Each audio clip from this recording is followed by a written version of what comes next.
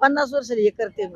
आता माझं वय 60च्या पुढे 65च्या पुढे, पण मी 65च सांगते माझं वय. हे करते मी कारण कसं अडाणीपणा असल्या शिक्षण नाही ना, हेच करायची बारी आली. कारण अडाणी माणसं हेच करणार, बाकी काय करणार. बरोबर आहे. आपल्याला काही येतच नव्हतं, कामाला तरी कोण ठेवणार.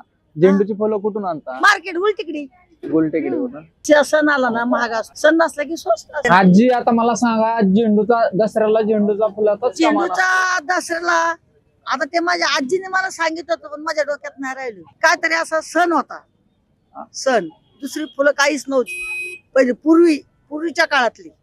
ते फक्त एका शेतकऱ्याने शेतात झेंडू केला होता. आता देवाला काय व्हायला काहीच नाही ना, शेवंती नाही, हे नाही ते नाही, जुन्या पूर्वी काळातलं लई.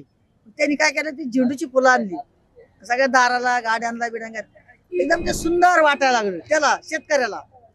त्याला इथून पुढे म्हणलं आपण दसऱ्याला हीच फुलं वापरायची, म्हणून ती दसऱ्याला ही.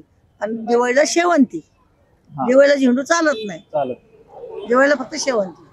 लोक सीजनवर फुलं करायला लागले. आता दसऱ्याला झेंडू, आता किती झेंडू लागल्या रस्त्याने बघ. बरोबर. आता गाडीला, दरवाजाला, फक्त दिवीला जरा चांगला असा कलर घालतात, पण बाकी असं दसरा बिसरा कुठे बघ झेंडूचा. सायकल म्हण, लहान मुलाची खेळणी म्हण, लहान मुलाची सायकल. आता आम्ही फुलवले तर आमच्या पोरची सायकलीला, दोघांच्या सायकलीला झेंडूचे झाड, दरवाजाला झेंडू. त्याचा दरवाजा, गाडी सगळं खुलून दिसायला लागलं त्या झेंडूनी. म्हणून तिथून पुढे सगळ्यांनी सुरुवात केली झेंडूची हार वापरायला.